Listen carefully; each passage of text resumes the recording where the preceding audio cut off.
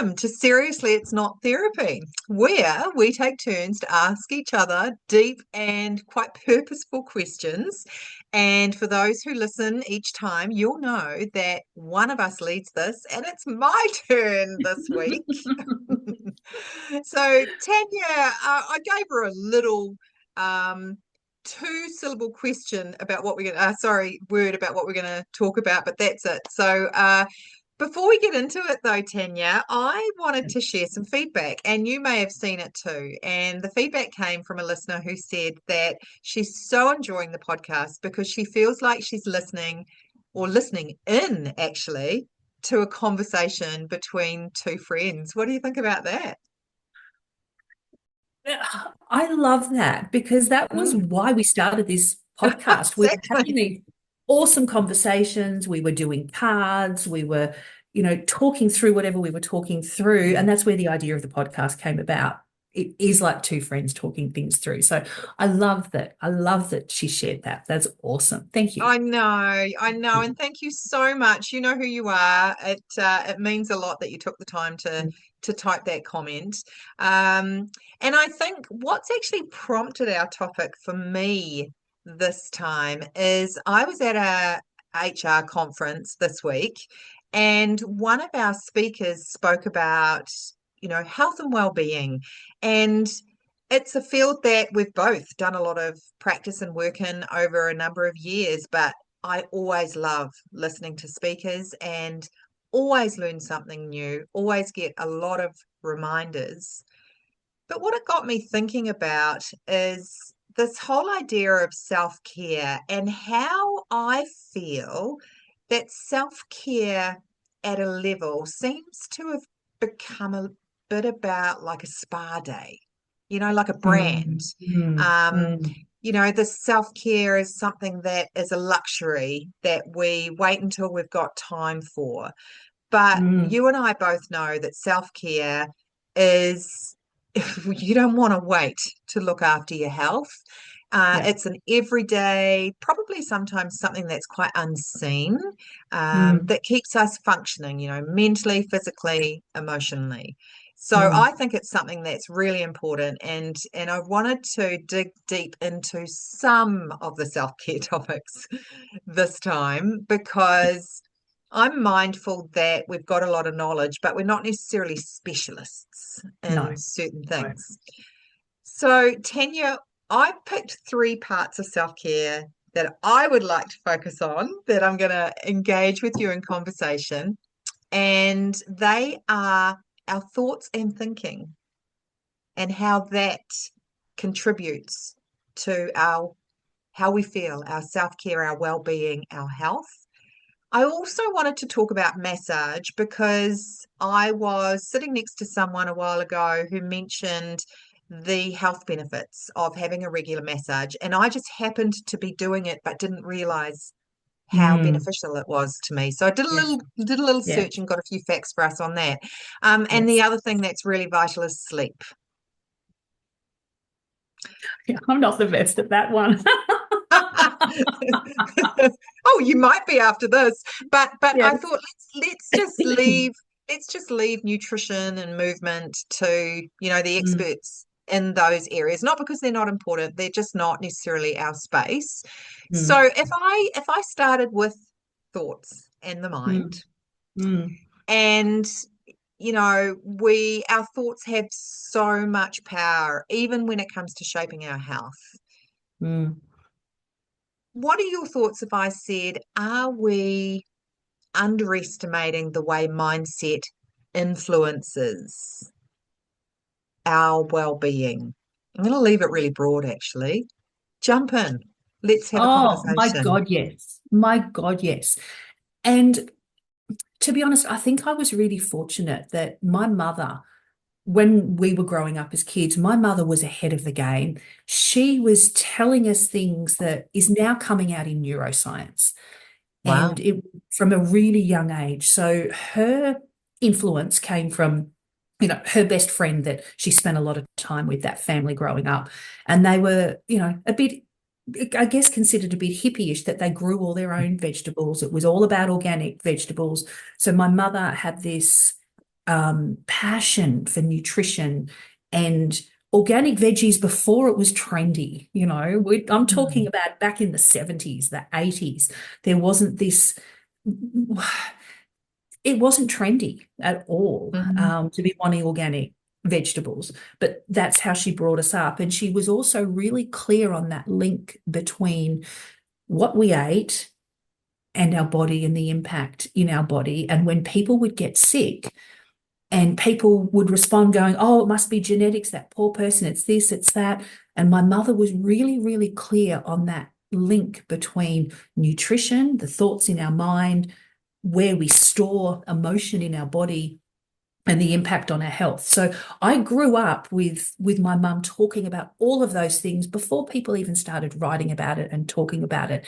And from a young age, it was really clear to me that we store stuff in our body, and we've got to be conscious of what we're storing in our body and releasing that, Mm. because it can manifest as, really terrible illnesses. And I guess as a result of that, I was really then conscious of, how do I work with my body?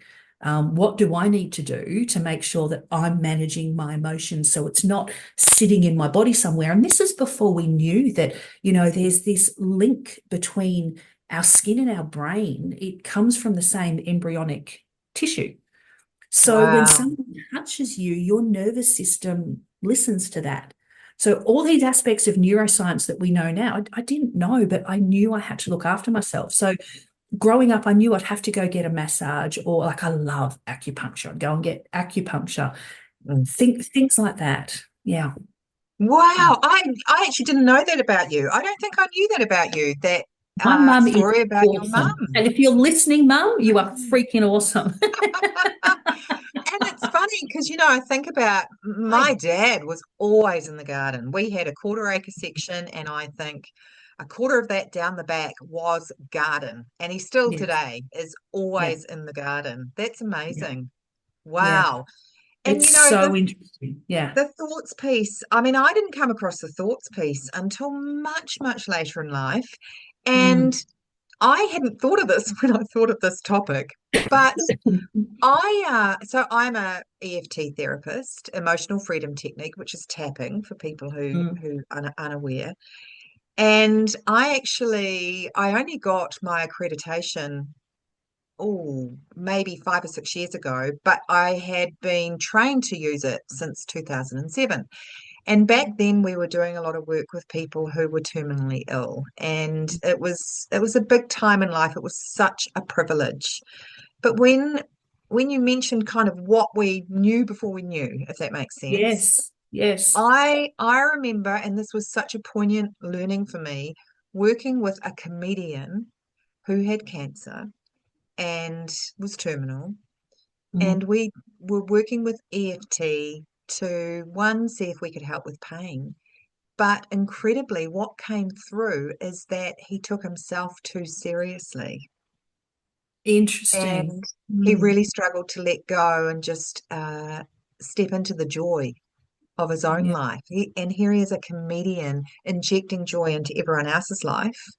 And Mm. for some reason, it just brought that to the forefront of my mind. And I think it was a really big turning point for me, a really big aha moment about what Mm. can get locked inside our body Yeah. and And it's that start it's that to, armor, isn't it? Because his yes, comedy was the armor. He's protecting himself. yeah, And that's a clear reflection of what's going on in his mindset. And it's fascinating what people project, but what's actually going on internally. And all of us do it at some point, but it's whether we have that awareness of it or oh, not, and what yes. we're holding on to. And when we're holding on to that, it's getting stored in our body. Mm, And it's the fascia, which is that connective tissue. It actually has more sensory nerves than muscles, and the fascia, our body holds on to those memories. Our body mm, holds on to those emotions. So unless we're doing work like massage or energy work or any sort of conscious work to release those emotions, they're stuck and stored in our body. And I really believe strongly that that's what causes a lot of illnesses. Like, we've all had experiences, whether it's ourselves or other people, where you've had a massage Or this happened to me during a yoga class where we were doing a huge amount of work on our hips because our hips hold on to trauma. And that whole yoga class, I was just crying. And the yoga I've done teacher, that one. love him to bits, like amazing man. He knew what was going Yeah. on. Yeah. He held space, allowed me to do that, allowed me to process. For other people, it's massage. They get a massage, and they cry during that massage. And sometimes they'll come away from that feeling really bad. But the thing is, right, that touch literally rewires the brain. And Mm, in that process of rewiring in the brain, when your body feels safe, it's going to let go of the stress, it's going to let go of the grief, and it's going to let go of those memories that we're holding on to. And so, coming back to your point about massage, it is mm. so powerful because of what we can shift when our body starts to feel safe. It's fascinating, so fascinating. You keep making me remember things today. Oh my gosh, this is years ago. So my daughter has grown with her own children now, but when she was in her late teens, she moved to Australia with her boyfriend at the time, who's now her husband. And I was doing hot yoga at the time. I'd found hot yoga. I loved hot yoga. And Hot of girl course, yoga, I like to call hot, it. yeah. I am very expert at Yes. holding emotion in my hips. Very, very expert. It goes whoosh, straight there. Yes. Anyway, probably a few weeks down the track, and I've done a lot of crying with her, my baby at 17. Yes. Anyway, I remember being in this yoga class and we were focusing on the hips and we were stretching the hips, Yes. doing a lot of stretching on the hips. And of course, I'm crying, but we're in hot yoga, so I'm also sweating like crazy. And I thought, well, this is actually really comfortable because no one knows I'm crying. They just think I'm sweating. Oh my Yes. gosh, the memories that are tucked under there. But I think just to close the loop on the thoughts piece, it's Mm. that whole idea that what we focus on grows, what we think Yes. about, we bring about. There is a Yes. lot of neuroscientific research now done. Joe Dispenza is one of my favorites. Louise Mm. Hay was my Mm. first talking about Yes. thinking and thoughts. Yes. And we really can manifest what we think about over and over and over again. And so if we've got a pain in our body or something wrong in our body, it's about trying to train ourselves to look for a solution and focus on the solution and think about the solution Yes. rather than, Yes. and it's really hard when you've got pain, think about the pain and focus on the pain. So Yes. I just thought this was a great opportunity. I always look for an opportunity to Yes. bring it back to thinking, bring it back to thinking. The neuroscience, we can rewire our brain. But on We that, can, but we can't think ourselves out of trauma, which is the interesting thing. So we've absolutely. got to be really conscious of our thoughts and how we're feeling around things, but we can't think ourselves out of trauma. We have to allow that process to happen and for it to be removed wherever it's storing in our body. It needs to be removed, and our body needs to feel safe in order for that to happen. So Look, it's and it's interesting. It's that awareness piece, but yeah, then what are we then doing about it to process it? Yeah. yeah. And you and I have both done a lot of studies over the years, energy healings, I could name lots and lots of things, but they're not coming to my mind right at the moment. But where I'm leading to with this is, despite that, we both get professional help when we need to shift something. Absolutely. Yeah. Absolutely. And for me, it's shifting a little bit in recent years. So I'll get that professional help in terms of massage, kinesiology. I love that shifts a Mm, lot. Acupuncture shifts a lot, but also my connection now to the star beings. So when I'm mm, feeling really low or I know something needs to shift, because I work closely with them with clients on energy healing, I do the same for myself. And so mm, I'll sit back and I'll share with them, this is what's going on. I know I'm feeling it in my body, it's impacting my mindset, whatever it is that's going on. Please work with me and shift this from my body. mm, Oh my God, mm, the relief that I get, I feel like, a million tons of bricks have been lifted from my shoulders. I feel lighter. I feel more energized. My thinking is clearer. mm. Sometimes they'll share with me where it's sitting in my body, but normally like I'll feel it somewhere and I'm like, wow. But I've gotten past needing to know what it is, where it is, what's going on. Like I don't, there's so much trust there. I know you're going to shift it. I don't need to analyze it to bits as long as I feel better afterwards.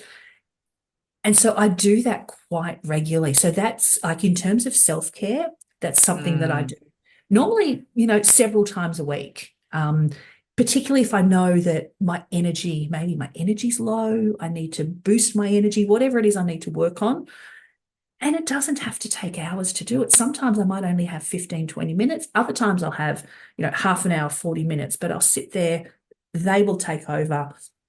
And it's quite fascinating, the mm. difference.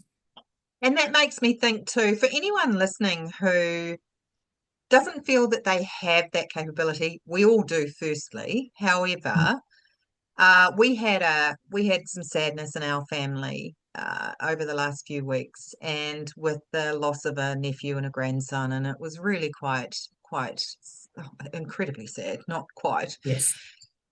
And I know for me, I talked to my nana who passed about 8 years ago, and a few other people, and just asked them to wrap their arms around the parents of this boy.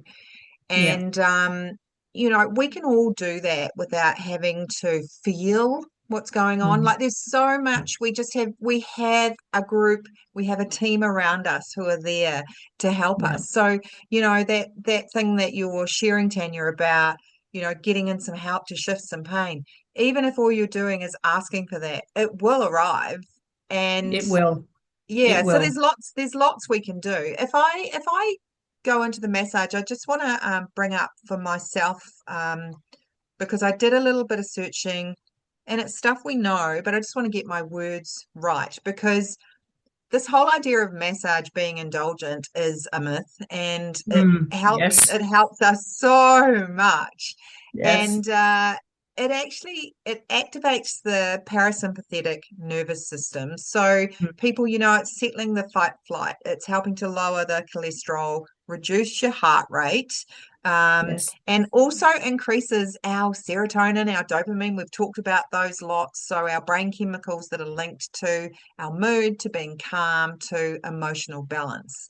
So Mm-hmm. I guess my question, just to really focus on this piece, is why do you think it is that people that massage is just treated such like a treat, Mm. whereas actually it's almost could be seen as essential Yes. to our well-being? Absolutely. And I do believe it's essential. What doesn't help is when our Medicare systems, for instance, here in Australia, when they don't give that money back for people going and having self-care. So whether it's massage, acupuncture, kinesiology, any of those alternative energy treatments, you don't get any money back from your health providers anymore. And they say it's, woo-woo, it's quack medicine, it's, whatever it is.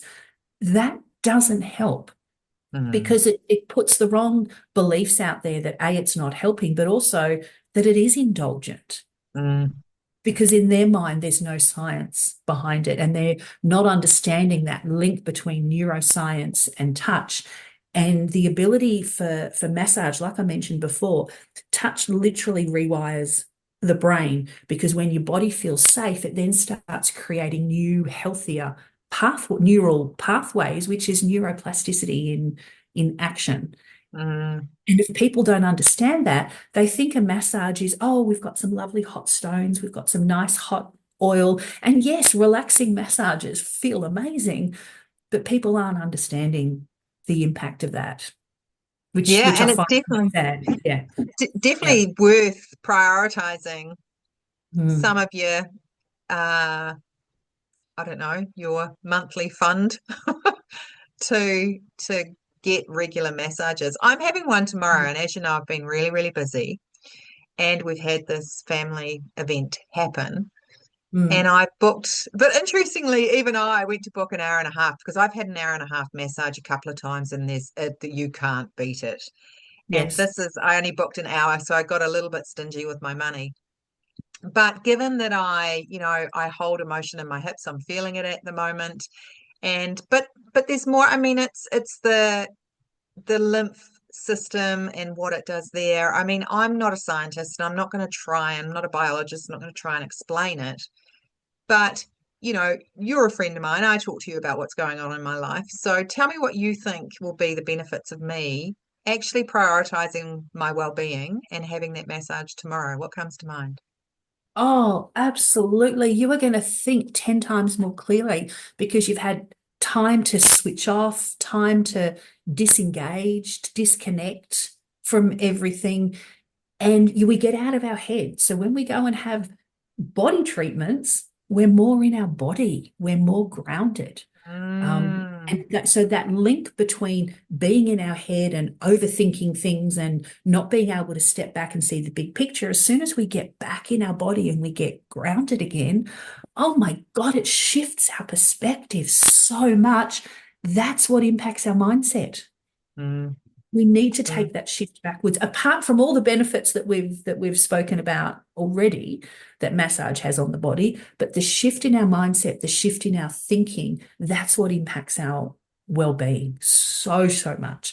It's the same as making sure we go out every day and going having a walk. Like, get mm. out of the house, particularly if you work from home. Get out of the house, go and have a walk. It doesn't have to be an hour long, 20-minute walk. It's self-care. It really, really is self-care. It shifts our perspective, it shifts our mindset. And unless we take those breaks, quite often we're not going to be conscious of our mindset and we can spiral. It's really easy to spiral. So it's that taking that time, step back, slow down a little bit. And the difference is huge. I'm glad you mentioned walking because even though we're not really going into movement, I have read some really good articles over time that the part of our brain that is activated when we are anxious and the part of our brain that is activated when we go for a brisk walk cannot coexist. Like they cannot work at the same time. And so Yes. when we go for a brisk walk, we go out of the office, we walk around the block at lunchtime, and we're like, oh, I know what the answer is to that problem. And Exactly. and that's why. And there's much more science behind it than that. But I'm so glad you mentioned something as simple as putting your shoes on and going for a walk because it's one of the most therapeutic things and mind cleansing things that It you is, can and do. it's stuff we know, right? We know it, Yeah. but how often do we not do it because we say, I'm too busy, I've got too many things I need to do, I don't have time to do it right now. And there was a really great Harvard Business School article years and years and years ago, and I used it in a lot of the mental health wellbeing programs that I've run, and it was around managing our energy, not our Mm, time, looking mm, at where are we putting our energy externally, where are we putting our energy rather than how am I managing my energy. Really great article and a whole set of questions so you can, delve into the detail of like where am I spending my time that's really not productive? How can I manage my energy, not my time? Great article. And it's a great way of looking at it because you take that 20 minutes to go and have a walk. The rest of the day, you've got 10 times more energy to get through things, but you've just got to be so disciplined to make sure you walk out that door and do those things. It's fascinating. It's And the other fascinating. the other way to look at it is if we're saying we don't have time, we're just not prioritizing it as being important enough. And No. when you talk about, it, it, it's like we have a bank account, right? And we can't take the money out that's not there. We can same with energy. So we need Hmm. to be banking our energy so that when we need it, we've got it there to call on, which is a really good segue into sleep, actually, because It is. I And remember, before we jump into sleep, can I yep, just give a great reminder because it's been all over social media the last couple of weeks. If a really busy CEO at Astronomer can take the time out from his family, from his wife to have an affair and go to a Coldplay concert and fit all of those things in, we can fit in a 20-minute walk. Just saying. Tanya. Just saying. Sorry, all Oh those my memes made me goodness. laugh so much this week. Oh, look, they so do. Clearly, They he was so spending a do. lot in his week. Yeah, absolutely. I bet he said no to things saying he was too busy, and now we know why. Yes, yes, Yes, moving yes. right along. So, sleep. Anyway, Sleep. Oh I gosh, yes. I remember doing a leadership course many moons ago, and the woman introduced us to the topic of sleep. And I read Matt Walker's book, Why We Sleep. And I made a pact with myself then that if I'm ever talking about well-being, I'm going to talk about sleep. And so Mm, some of the things I learned, look, there's some technical neurosciencey stuff that we could talk about, but if we just keep it to the basics, we all know about phones. Don't charge your phone by your bed. That was one that was reminded by this guy I heard this week, and it's like, just don't. mm, Get another alarm clock. But there's so what I remember learning is that before we go to bed, we start to produce, or when it gets dark, we start to produce the chemical of melatonin. And it's like melatonin is the chemical of darkness. So it's a lot easier in winter. mm. We can close our curtains, turn the lights off, definitely turn the phones off. Do you really need Yeah, to watch telly right before you go to sleep? Probably not. But it's really good to get as much darkness around us as we can before we go to sleep. It's really beneficial to go to sleep as close to the same time at night that you can all the time. They say don't eat like 3 hours before you go to bed. Don't drink coffee and alcohol and things like that. Get off your phone, get off all that blue light stuff. But the other thing that I didn't know that I was really interested in is that when you wake up in the morning, I now know this, but it's like get in the sunlight. So I used to yes. get up quite slowly and carefully into the light, but it's like, no, bring it on. We want to Bring it get that on. Mm, serotonin being released as quickly as we can. And also, we're both learning and development professionals. That's what we do in our mainstream corporate work. And, so we are in a training role all the time, offering information to people, sometimes information that they've never heard before. When we sleep, especially when we're in our deep sleep, our short-term memory works its way back into our long-term memory. And that's where we want yes. it to sit so that we can recall information when we need it. So Mm, uh, add in anything that you'd add in about sleep, because it's such a vital topic that this is a real typical one where we wait until something happens to our health and suddenly we want to learn about all these things and we're trying to scramble back. It's like, no, no, no, people, just look after yourself now. I'm lucky. I have really, really good sleeps, but I do that consciously. And, mm. interestingly, I recently moved into a job where I'm so much happier. And I do watch my sleep through an aura ring. And my deep sleep is nearly some nights up to 50% of my sleep, which is unheard That of. is awesome. Unheard of. That is awesome. See, I'd Yeah. like a bit of it. I guess Mm. where I struggle, and I think this is what a lot of people will relate to, is if you work really long hours and you're really putting the hours in so that maybe you're not switching off till maybe 8 o'clock at night. Maybe you're not switching off till 9 o'clock at night because you've been working, working, working, working. Your body then needs to relax and Mm. unwind. And there's two things here. One of them is this sense of FOMO. Well, I've been working till 9 o'clock at night. I now need to relax, switch off. I need to have some fun. I want to read something interesting, or maybe I want to watch something on telly.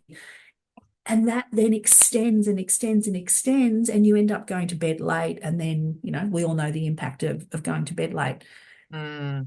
That's something that I know I struggle with at times because I do put in stupid hours. And it's something I have to be conscious of. And what I have in the back of my mind is when I'm looking at the time is, again, growing up, I feel like a lot of my family members were so ahead of the game.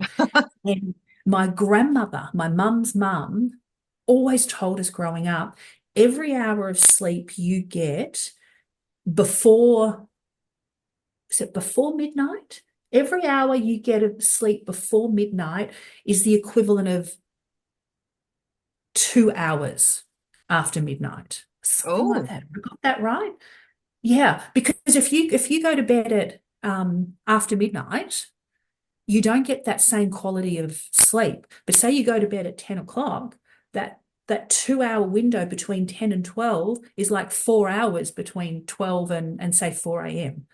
It's the equivalent of that. And so I'm conscious that as I know, I have this creep as time starts to get later. I try so hard not to go to bed any later than 10:30 because I yeah. know as soon as it starts to creep up towards midnight, my quality of sleep is not very good. And I'm feeling, not as good the next day, but also I don't sleep as well. If I get to bed at 10:30, I sleep really well throughout the night and I get a better quality sleep. So it's really, really interesting. I'm going to have to find that piece that my grandmother was referring to because I have heard it since. And I'm like, that's what my nanny said.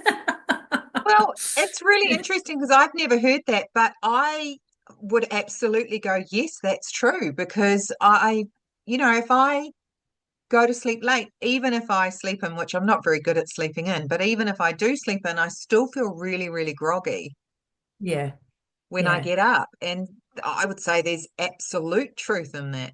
Yeah, there's something in that, and I have read it since. I just need to go and find it and find out what the science is. It's Mm, interesting. It's mm. interesting. Mm. So there's lots we can do, right? There's lots we can do. I have to Absolutely. say, the best thing for my health lately has been stepping into a job where I have the most supportive boss on the planet, and I, I feel like it's the first job in a long time where I've just been able to be me. Like Mm. I don't have to consciously think about, being careful what I say or do, and it's so freeing and it's so good for Yes. my health. Yes. So But good for your yeah, mental health. Yes. really good for my mental health. I mean, it's a big topic, right? It's a big It topic. We is a could go on massive and on topic. and on We forever. can what I'd love to share is because this isn't a topic that we've talked about, and I thought I don't know where this is going to go. So I thought I'll pull some cards to get the link between what we've spoken about and the impact on us if we focus on these things. And you always think it's going to be the fabulous health cards that come up, but that wasn't what came up when I asked for the link between if we focus on these things, what's in it for us. Mm. First card I got is the Adriana card, which is saying, I'm leading you towards the answer to your prayers. Please listen to and follow the steps I'm communicating through your intuition, thoughts, and dreams. And how I linked that, and again, the next card was the crystal card. I mean, hello. Yeah. Have faith and hope because there's something positive and new on the horizon that you can't see yet. And I'll show you the other card in a moment. But what I really got from that is that when we focus on our well-being and focus on what is stored in our body that needs Mm. to be released, and we're consciously working on that all the time, it's opening us up to so many opportunities that we might not even be aware of because when we hold on to those negative emotions, when we hold on to those memories and we hold on to that trauma, it's keeping us small and it's holding us back because it's in our muscle memory and that muscle memory impacts our mindset. Like it is Mm. so ridiculously powerful. But when we focus on releasing all of that and freeing that up in our body, my God, what can we achieve? What is possible? That's what these cards are sharing. And then the other card, completely different perspective, but this one here, which is basically saying you have a special bond with animals. And we know that with healing, right? If you have a cat sitting purring next to you, the impact on our body and the healing that comes with that. There's been studies that have been done around that is quite extraordinary. And so that's just a reminder to, if you don't have a pet, like I know my cat got me through one of the hardest times I'd been through.